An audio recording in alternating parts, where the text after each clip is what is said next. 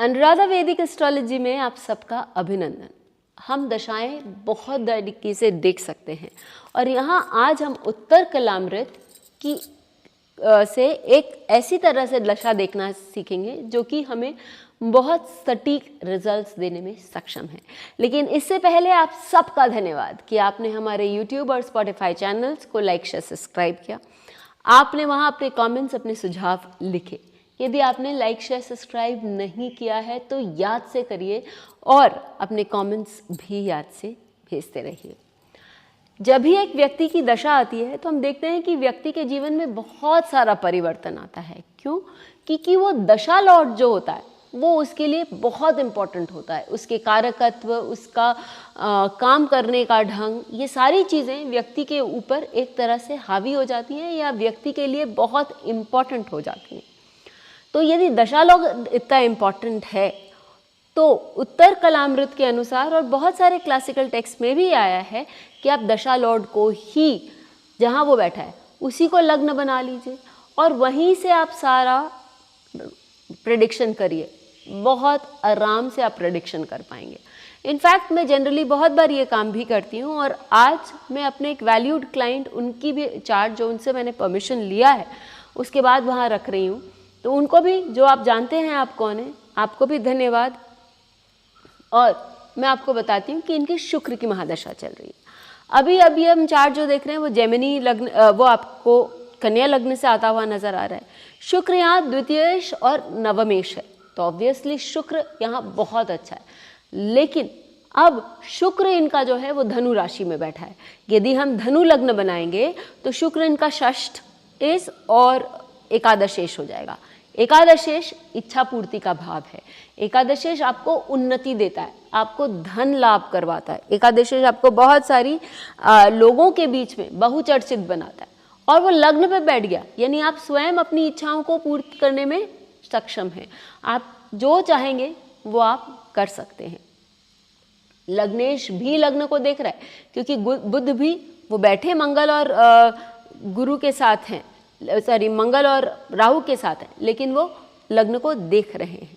तो यहाँ हम देखते हैं कि ये व्यक्ति को बहुत सारी उनकी जो प्रतिभाएं हैं, उनकी जो कलाएं हैं वो उभर कर आएंगी क्योंकि शुक्र जो है वो आपको कला देता है, वो आपको प्रतिभा देता है, वो आपको पैसा देता है। तो ये सारी चीज़ें उनको मिलेंगी।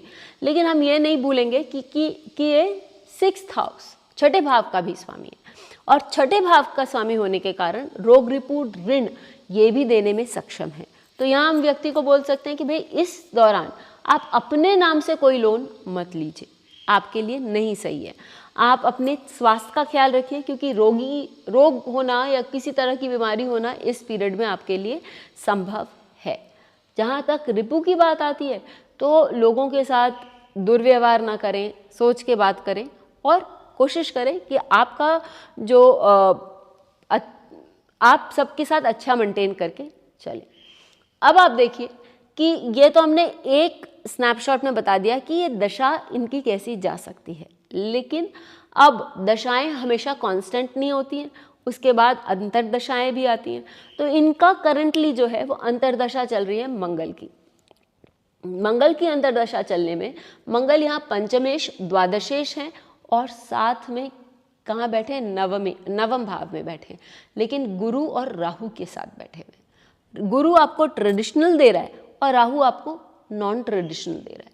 तो हो सकता है कि आप ऐसी चीज़ें लर्न कर रही हों आप, और 5 और 12 का यदि हम देखेंगे तो वो सीधा सीधा अध्यात्म से, अकल्ट से संबंध है, कंसल्टेशन से संबंध है, बाहर से संबंध है। तो हो सकता है आप अपने जन्म भूमि से बाहर कहीं कुछ सीख रही हूँ या लोगों को कंसल्टेशन दे रहे हो जिसके कारण आपको धन प्राप्त हो रहा हो। आप ऐसी कुछ चीज़ें करते हैं जो आपके सर्कल्स में अनयूजुअल है क्योंकि वहाँ राहु का भी एलिमेंट आता है। तो पढ़ाई भी आपकी बहुत स्ट्रांग चल रही है, ट्रेडिशनल येट अनयूजुअल चल रही है। और आपको धन, क्योंकि पंचम भाव आपको धन केवल आपकी मंत्र और मंत्रणा से नहीं, आपको अच्छे धन से भी जोड़ता है। तो इस पीरियड में आपको अच्छा धन, और वो भी बाहर से कोई आया हुआ धन भी आपको मिलने की पूरी संभावना है। अब हम एक और चीज़ देख लेते हैं कि राहु का पीरियड कैसा जाएगा।